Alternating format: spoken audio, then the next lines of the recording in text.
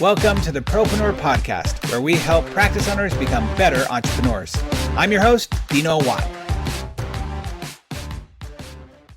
And once again, welcome everybody to the Propreneur Podcast. I am Dino Watt, your host, and I'm excited to have you here again today.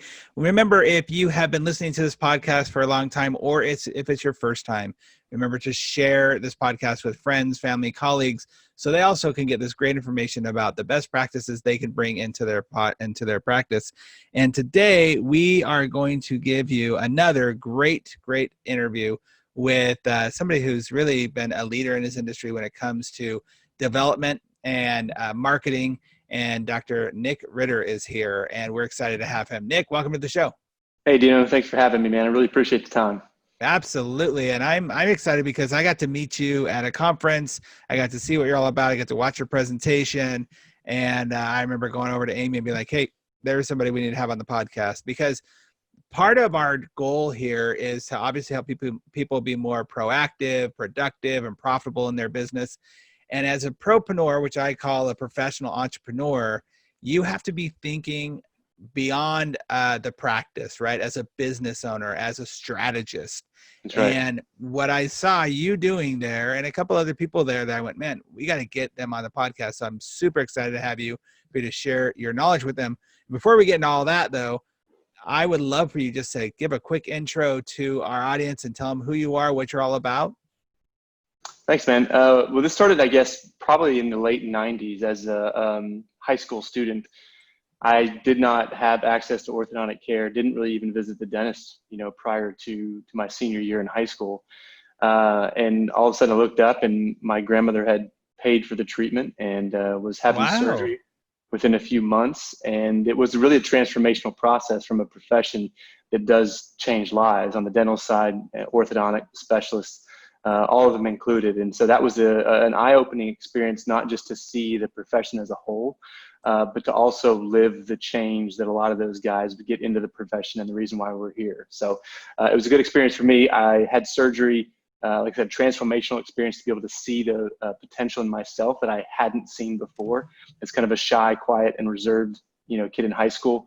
And I looked up, and within a few years, I was in dental school and residency, shortly after that, to get my orthodontic residency up and going, and found myself out of school by the time of 2006 in my mid-20s, looking for a career and trying to figure out what to do. So ended up at a corporate office trying to make my way through that.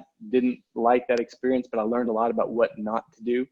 And that's when I opened up my own office shortly after that in about 2008. So going on 12 years ago. So I'm curious because I also had to go through the surgery aspect of it. What was your surgery? What was that about? So at the time, they were calling it symphyseal distraction. So they're kind of splitting the midline of the lower jaw and expanding that by growing bone right down the middle of it. So you may have heard like the kind of the mid 90s, they were doing some like leg extensions and kind of cutting leg and growing bone.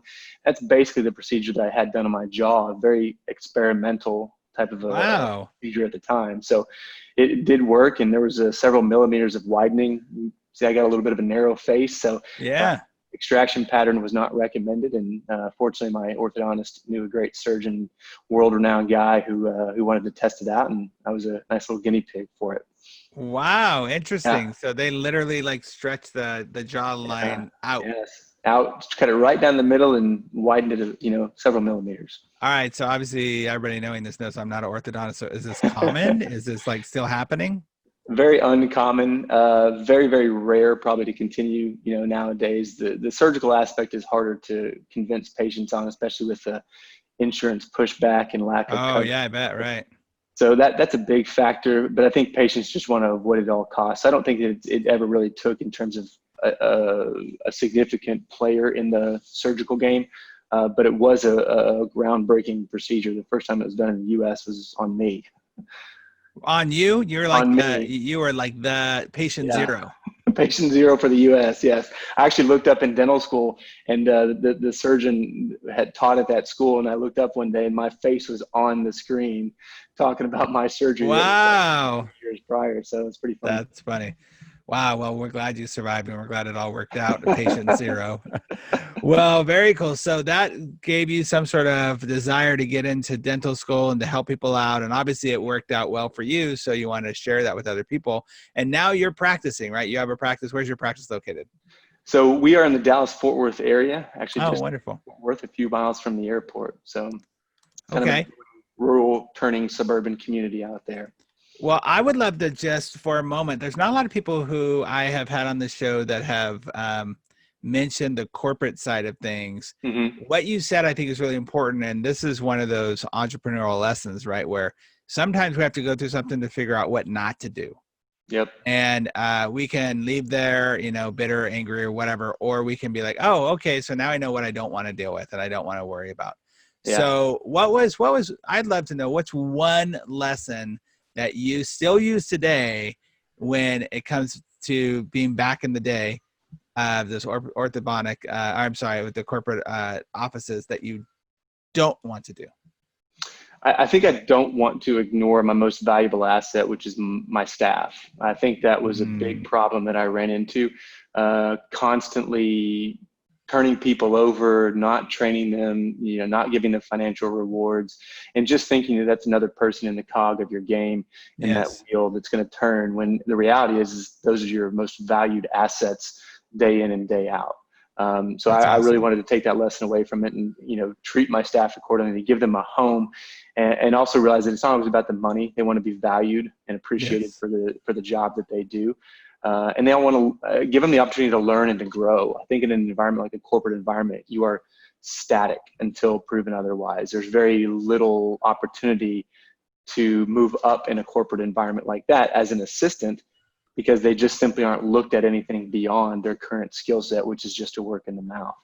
And that began to shape how I actually did my own staff and train them and kind of hire as well. I love that. I love that because number one, team is so important, right? You win or lose as a team. There's a saying that says you can win games. Great athletes can win you win games with great athletes, but you win championships with great teams. I totally butchered whatever that saying is, but I think everybody gets it. You got the point across there. Yeah, right. Get that point. So that is actually one of my favorite topics, is focusing on the team and helping build that team. And, your team members wake up every single day to make your dream come true. Yes. And that's a pretty interesting position to be in. Yeah. And as an owner, you mentioned the money, the financial rewards. Sure, that's great. But even so many studies have proven that people actually will, if they're valued and appreciated, they will stay with you. They will be dedicated through, even if they don't get paid the most, even if you're not paying them huge bonuses. So that's awesome. Well, let's talk about now what you're currently doing in your journey, and what why we have you on the show basically is because you've actually decided to do something a little different by being truly an entrepreneur, by having the side hustle going on. Yeah. Which, it's not like you work enough hours in your office as it is. You decided to actually put another thing on here. So let's talk about that and talk about what you've created and what you're all about right now. So as my practice got going, I realized that I was going to be the limiting factor in every aspect of it, including getting new patients in. So when we started this, we actually only had the ability to have 7 consultation appointments a day, but only 2 of those are what I would classify as peak times, first and the end of the day. So we kind of rearranged the schedule and kind of coordinated things better, got other people trained to do treatment coordinating, and then we ran kind of a zigzag column of alternating hours and times that those consultations are scheduled. That gave us maybe 1 or 2 more that were around peak time, but that's not necessarily the exact peak time. But that was still limiting in the fact that I could really only schedule a few of those per day during the school year. And then parents would often say, well, I'll just wait a week, 2 weeks, 3 weeks, or until the next, whatever blip in my kid's schedule where they're off school, and then I'll deal with that, and then I'll come in for a consultation. So I figured that was too much of a barrier to continue to impede the growth. And so what I wanted to do with the app was to be able to develop an orthodontic app that's available and branded for my practice, that allowed patients to submit those pictures, to submit their personal information within the app, and then give that to us and provide a foundation either for them to not have to bring the child in to a consultation, or to allow them to not even have to come in at all and then utilize technology to continue the conversation beyond that. So that was the original foundation of it. Like I said, it was pretty expensive to do that. And then the other part of it is 6, 7, 8 years ago, as I was toying around with this idea, the generational shift has started later now. And so I think that some of those millennials are just now getting to the point that they have kids. The people that have phone in their hands, from the time that they, their parents would allow them those early mid-elementary years and teenage years, they're just now getting to full adulthood with children and dealing with these types of problems themselves. And what we're seeing is that it's much harder to get people into those consultations, to get them out of school, to get the parents out of work, to grab the other kids from school and come to the office for an hour to get the quote. And so what we want to do is break that barrier down. I learned a lot in the first 2 generations of the app. One, it wasn't scalable, so we couldn't do anything that was in addition to it because the foundation wasn't correct. But 2, the patients weren't quite ready for that next phase altogether. So we went back to the drawing board a few years ago and partnered with a developer on My Ortho App to be able to bring all of that to a scalable foundation that we can basically recreate the app for individual offices in a very rapid pace, scalable manner. Whether it's 5 offices or 500 offices, it's not going to be a significant change in terms of what we do. And then by building that app, those customizable features that we want as a profession, then at that point, we can then take that to the consumer to say, what do you want? What do you need? Here it is. We build it. We build it on a brand that they want, which is their brand. I mean, I love Facebook. I love Google. I love Apple. Those are all valuable tools that I use in my practice, but those are not branded towards me. That's another company that is branded in my office. And so when I look at that and wanting to make my mark, and when I want patients to see me and interact with me, I want it to be Ritter Orthodontics. I want it to be my name, my brand, and my level of service. I think that's huge as well. We don't farm anything out at Ritter Orthodontics in terms of that service that we want to do. So in order to have my staff maintain that level of service and interaction, we built this app to be able to accommodate that. So how have your patients responded to having this ability, and how has it increased your productivity as a business owner? Well, the patients have responded much better this 3rd generation. So I think that the timing is much better now. Patients are now accustomed to be able to create online accounts, to be able to give secure information, through apps. When the fact that the banking industry is doing it and people are comfortable with that, the Face ID, the Yeah, for passwords, sure. and then using either their Facebook or Google accounts to confirm identity, that's barrier has been broken in the last few years. And so that transition has been huge in terms of the patient interaction and the comfort level with it. And then the other part of it on making sure that the productivity and the efficiency has been huge, because when I look at the amount of time spent for consultation, I try to stay 10 to 15 minutes in that range, to max. And at a busy time of day, it really stops down the clinic. So in order to be able to take that 10 minutes off my schedule during those busy times of day, or offer the patients, an easier time for the same type of an appointment, it's been huge for productivity, because it saves 30 to 45 minutes per day if you're talking about those peak hours on reducing my load during my peak times. And I mean, doctor time's huge. We know that if you're saving 30 minutes, 45 minutes of time during the middle of those busy sessions, you're going to be productive in terms of the return on the investment there for sure. Helps you save time by allowing them to be a part of the process more. Is that correct? Yeah, so when they're not in the office, they're simply not taking up a chair. I think that's the first and foremost aspect of it. They can also then do it at a convenient time for themselves. They can interact when it's convenient for them, which might be their lunch break. It might be the evening time. It might be right after school or during the pickup line. Any of those things can be done to be able to provide that information at those times. All really in a kind of a controlled, HIPAA compliant environment, again, branded towards the office. So by being able to submit that when they want, we can then respond when it's convenient for us as well. So the two kind of marry together, because they're simply not expecting the immediate response as they were sitting in your office. If you send a text message to your friend, you don't necessarily expect the immediate response right away. And so they're okay with that the next day, sending the information back and then giving them that level of service and saving them the valuable time as well without inconveniencing them. So are you prompting them to give you information? How are they not forgetting about what they need to do for you in order for it to be a better experience? So in order to get them to the app directly, because I know that's a question for a lot of consumers, is how do I push that when it's a new patient that I'm trying to get in, if that's the focus there? And that's one of the many things that it can do. But if that's the foundation, is, we all obviously want to grow the practice and be more productive, and new patients are going to do that for us. The idea is that if they call the office or they go to a website, the number for the office is a textable phone number. I mean, you can add that to your service for, a few dollars a month. It's not an expensive, procedure to do. Then what they receive is a text message back if they text that number, prompting them to download Ritter Orthodontics app through either Apple or, Google Play.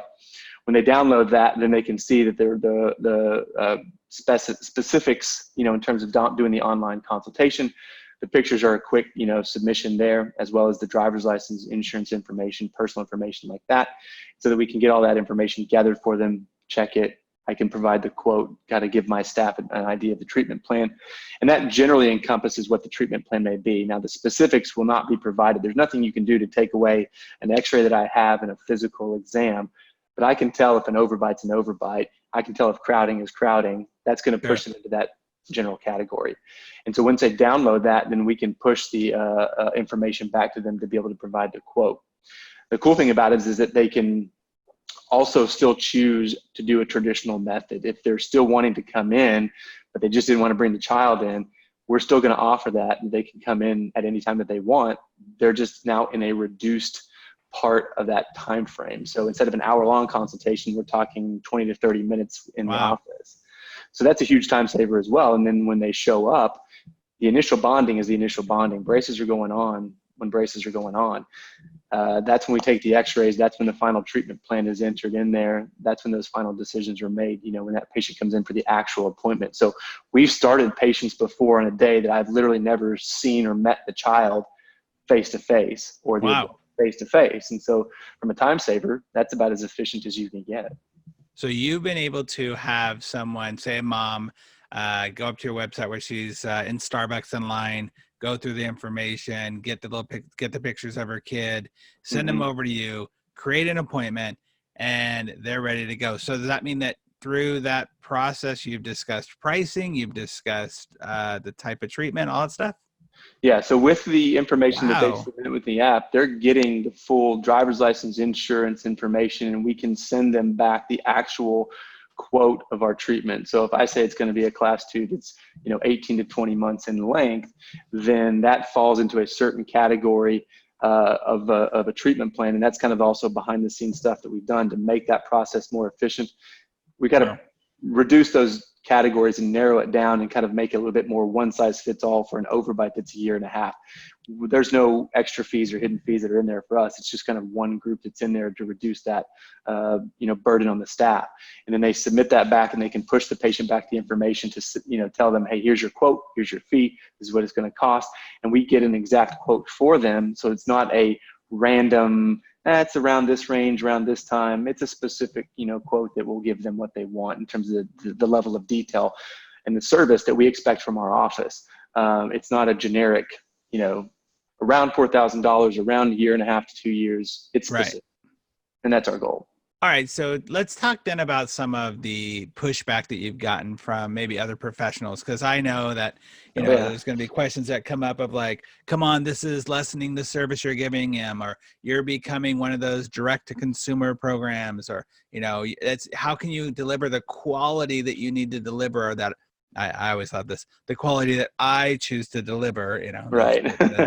They're so special. That they're pushing back in that way. I know you've had that. So let's talk about a few of those, and what I'm sure some people listening to right now are like, yeah, but.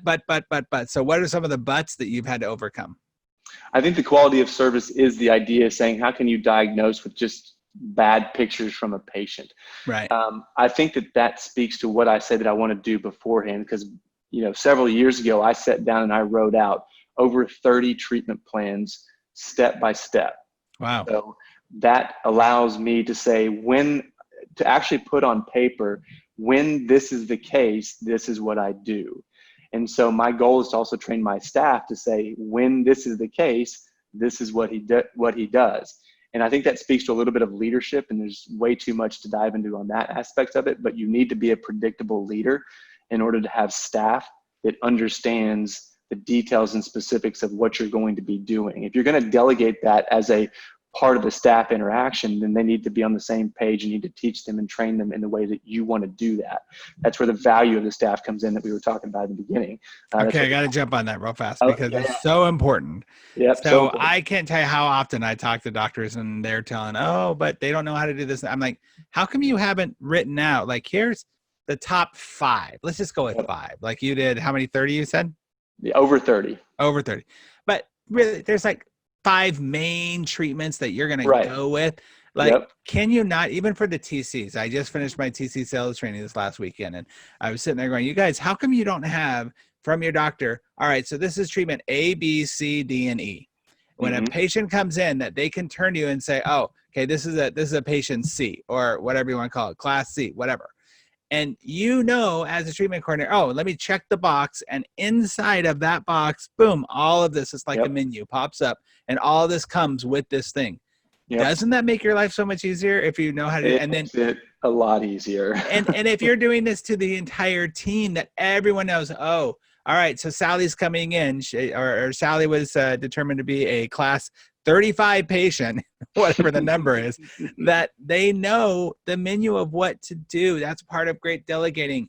It's one of the stopgaps, I believe, in this industry, the bottlenecks, if you will, of scalability, of time release. No wonder you're able to do stuff like create this whole nother side business, because you've done what most people don't do, which is you've created a business that doesn't 100% require you to operate every single piece of it. You're the conductor, they're the orchestra, and you're not trying to play every instrument.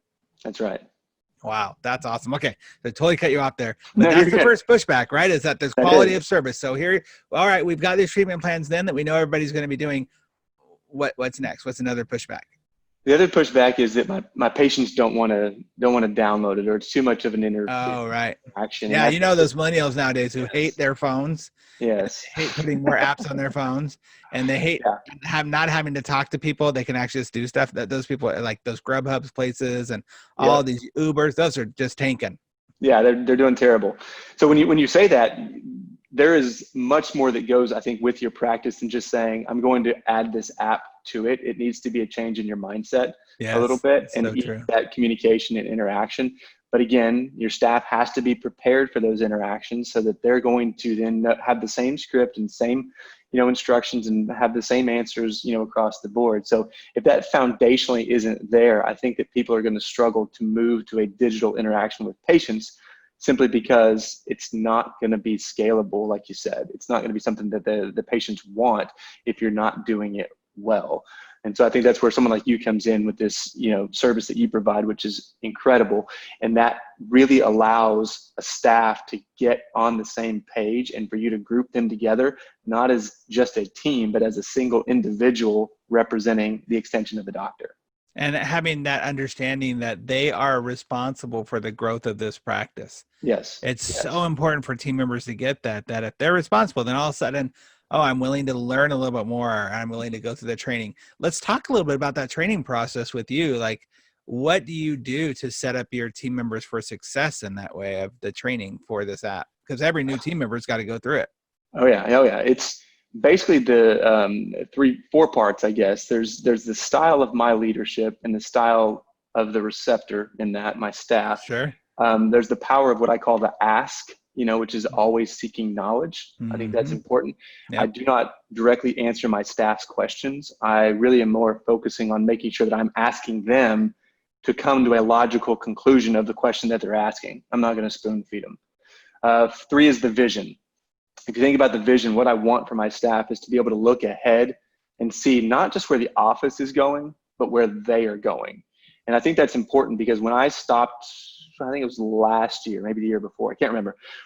I didn't have a review process with my staff, really. I just sat down and asked them one question: what's your 1, 5, and 10-year vision for yourself? Give it to me. So awesome. Where do you want to be? And then if yours doesn't line up with mine, that's fine, but I want to help you to get to what you want to do, not just have you accomplish my goals. And then the other part is the empowerment part. When you empower your staff and you delegate those duties and you let them not only just make mistakes, but succeed, they're going to feel the ownership in that. They're going to want to be a part of what's bigger than themselves. They're going to want to move all of the other stuff forward, including that vision. And so that's a hard part for doctors, because our natural inclination is control. OCD about it, actually. And then to take that and then give that to somebody else who doesn't necessarily have the training, but doesn't necessarily have the expertise and just aptitude for it, I guess. And that's part of the growth process, is if you want them to grow, you've got to give them a chance to fail. And when you do that, that just becomes a teaching and training opportunity. So SAVE, save. That's what I do. So many good points in that. I think the empowerment part is one of the most crucial pieces, because when you empower them, it gives you more power, right? Your ability to do other things. Yep. It also, I have a whole like kind of part of my speech about how there's no progress without failure. And so if you're not allowing people to fail, then you cannot progress inside of your business, no matter what. I love that. It's so, so crucial to be able to help them understand that they are valued, not just because they're coming here as you said earlier, right? Part of the cog in the wheel, but they are actually a part that you care about their future. Before I go to any office, I always send a survey, and in that survey, I'll ask, do you feel that the leaders, the owners, care about your progress in life, even if it means you're ultimately not going to be here, right? So if you want to go, and it's so fascinating to see so many people who are like, nope, they just want me to just, and I'm thinking, man, what a hard position for that doctor to be in. And by the way, I'll say that even though that's said, if I ask the doctors, 75% of the time, they're like, no, I do want to see them progress. Yeah. They just haven't been able to convey that to them and help them know that that's what that they want for them. Yeah. Have you ever seen one of those surveys that asks people, do you think you're a good driver? And like 95% of people will say they're great. Yes, I'm amazing. Yes, I'm perfect. I think leadership is much the same way. We often have a perception of ourselves that is much higher than the reality of what we're delivering. And so when you get to the real and the raw of that type of a leadership position, being self-aware of your own shortcomings is really hard to do, because if you want to know the truth, ask your staff. You can see it, they'll tell you. So if you do an anonymous survey, I think you'll get That's what I tell people all the time. Blind surveys, man. Survey Monkey's awesome for that. Do the blind survey. And it's got to be truly anonymous. There's a saying that says we judge people based upon their actions, but we judge ourselves based upon our intention. And so we often do that, right? But I meant this, but I don't mean that. I don't mean for them to feel like I'm speaking badly to them or I'm not leading them well, but the action behind it is what actually matters. Very interesting. Okay. So what's the future for this app then? Because what it sounds like to me, and for all the people listening, like this is another awesome tool that's going to help you have more productivity in your business, number one. Hopefully gain more profit, because you're delivering a process to people in a way that they want to have it to interact with it, which is so important nowadays. You mentioned earlier these millennials and millennial moms, which are the key, because all your moms with 7-year-olds right now are pretty much millennial moms, and they're growing. So what's the future? Where do you see this going for the industry in general?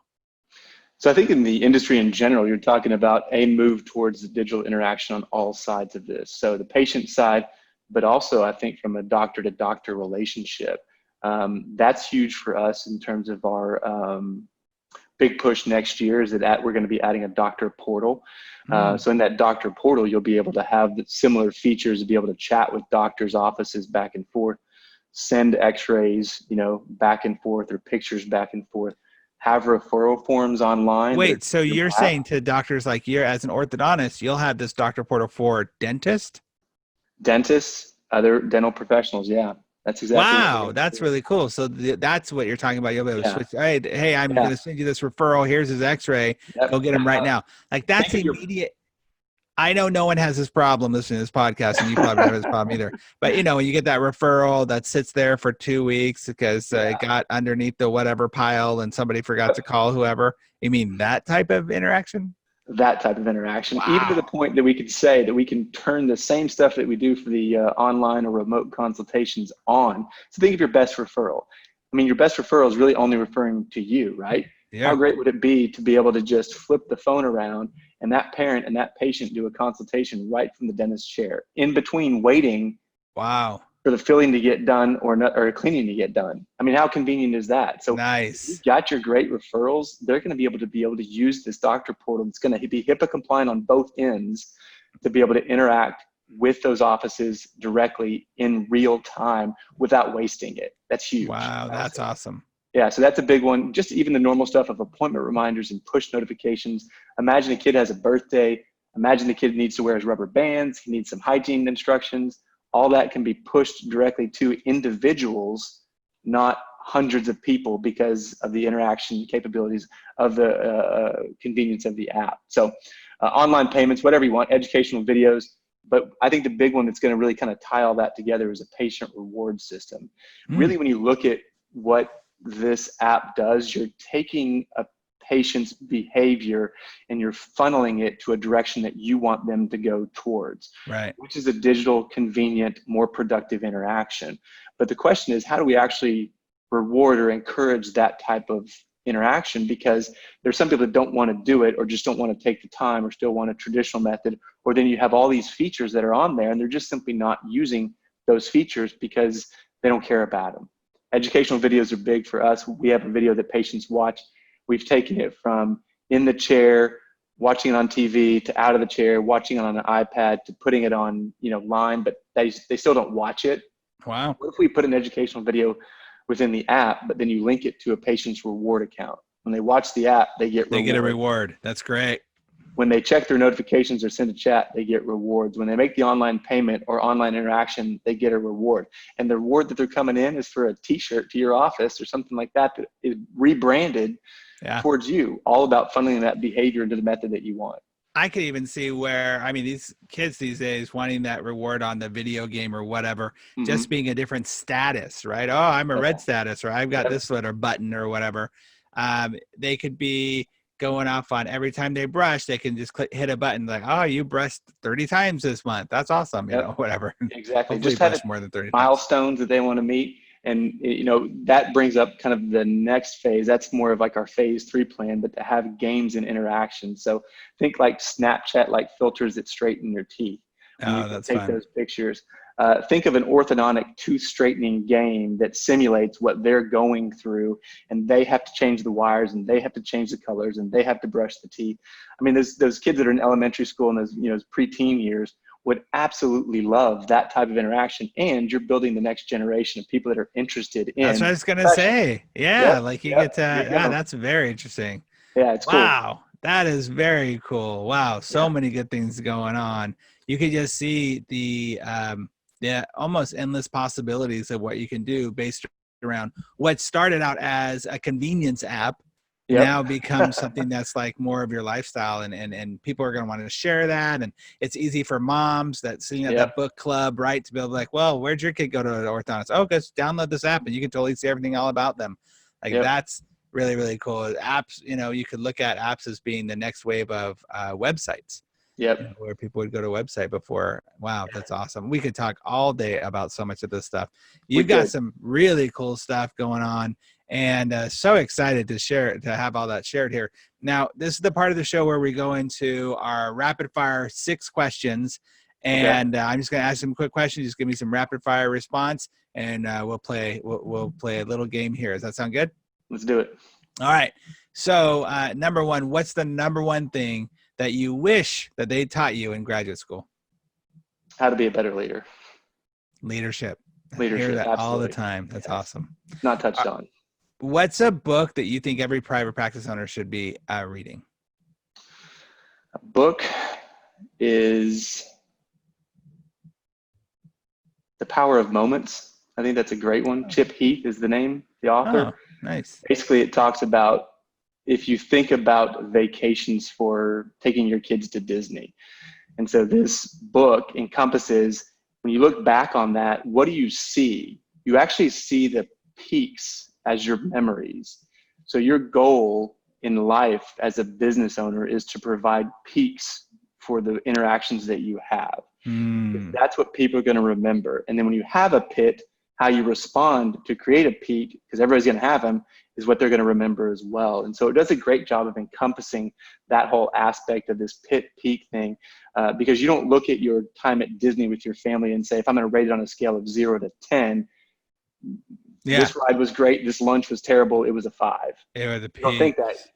You think the peak. You remember the peak, and that's what we want to create, is that memorable experience. So just a cool book, all, top to bottom. I would The Power of Moments. The Power of Moments. Chip. All right, we'll put that in the show notes. Notes for sure. That's really good. I haven't heard of that one. I definitely want to check that out. You'll enjoy it too, then. Yeah, I love that type of stuff. Speaking of books, in my book, The Practice RX, I talk a lot about team culture, team performance as the foundation of your business growth. And if you focus on that, you can create an actual magnetic practice. So as you interact with other doctors and as you go out and lecture across the country, what do you see as some of the biggest challenges that private practice owners themselves are facing when it comes to their teams and their culture? I think the divide between most doctors who are probably Gen X, baby boomers in that range, have a lot of relatability issues to the millennials that are coming up. I think that gap and that divide is very difficult to understand, because we were raised in a culture that was very different. And so because of that, we are often seeing the world through our eyes. And then when you look at the actions and interactions of a millennial, I think that you're seeing that their choices are very, very different. And then when you look at them, you go, why are you doing that? That doesn't make any sense at all. So bridging that gap is a very, very difficult thing to do. So that's a big one I see developing in my office is, I've got people that are almost as young as my children are now coming in to work for me. And so when I see that they're at a different stage of life and they've gone through different experiences because of that. And so when my interactions need to be tailored towards that generation and their attitudes. And so I think there's a lot of resources out there, but that's a big one for me, is seeing that gap and kind of filling that without getting frustrated, which I do, but trying to learn as well to build those relationships. I totally agree with that. One thing that I've been thinking about lately that I don't think a lot of people are really focusing on is I'm interested to see what's going to happen between the gap between millennials and whatever we're calling this next younger generation that's coming up, because I just want to see millennials interactions and how they do it. I want to see the millennials interactions when they see that it's not all about them. Yes, right. Exactly. It's going to be very, very interesting. It'll be funny. Before we get to the last couple of questions, how can people get a hold of you? How can they reach out to find out more about My Ortho App? So myorthoapp.com is the website.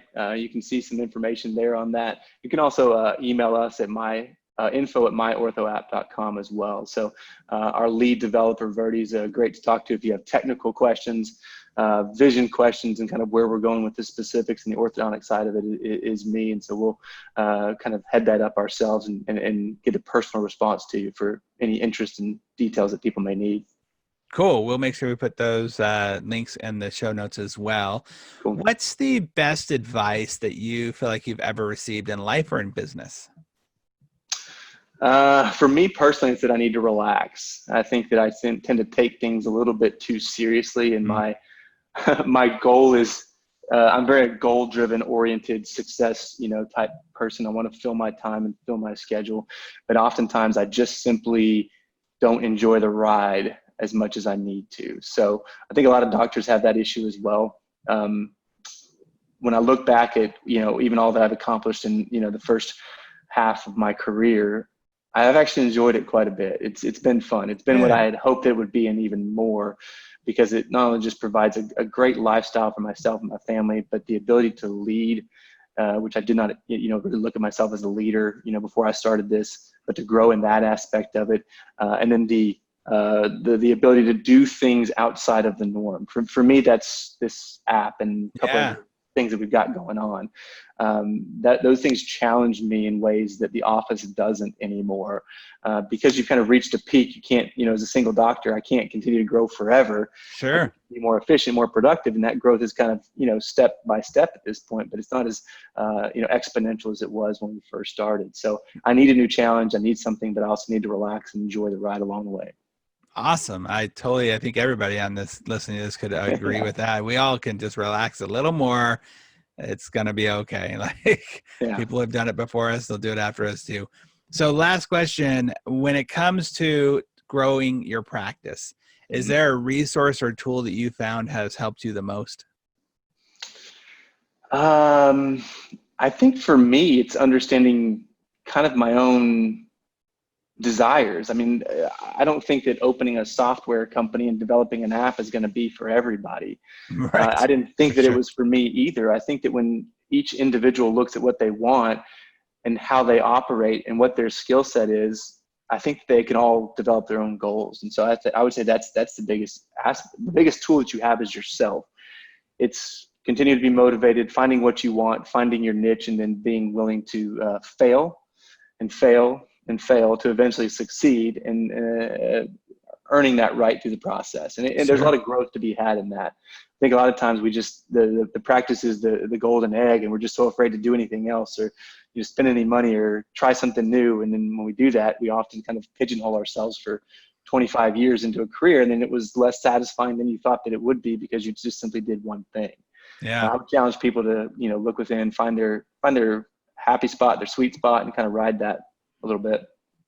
That's awesome. Love it. Love it. Love it. I loved everything about this interview. You've done just a great job helping people see number one possibility of the future of where this industry is going. Now, whether you're an orthodontist or a dentist or in the dental world at all, if you own a private practice, the fact of the matter is there's an evolution happening in the way that people want your services delivered to them. And this is such an interesting, unique way, because you could see where 10 years ago, even 5 years ago, people are like, well, there's no possible way you can deliver through an app or through technology because mine is hands-on. I have to be in their mouth. I have to see them physically in my office. And this is just showing us again how the evolution is happening. And I love seeing people who are a part of it and are focused on making it easier for their colleagues like you've done. So thank you so much for being an amazing guest and for giving us your time and your knowledge on the show today. All right. Thank you, Dino. I really appreciate your time too. Well, absolutely, everybody. So thank you so much for listening to the Propreneur Podcast, everyone. Again, we hope that you will be more productive, more proactive, and more profitable in all areas of your business and life. Remember to share the episode or share the podcast with others, and reach out to Dr. Nick and see what you can do to help him increase the power of this app, how it can be helpful to you and your own business. And we will see you on the next episode of the Propreneur Podcast. Thanks so much again for listening to the Propreneur Podcast. We really appreciate your support. If you haven't subscribed already, please make sure you do so. Also, if you feel like you might be a good fit for our podcast as a guest or know somebody who you think would be, go ahead and email us at dino@dinowatt.com. Again, thanks for support. We'll see you on the next episode.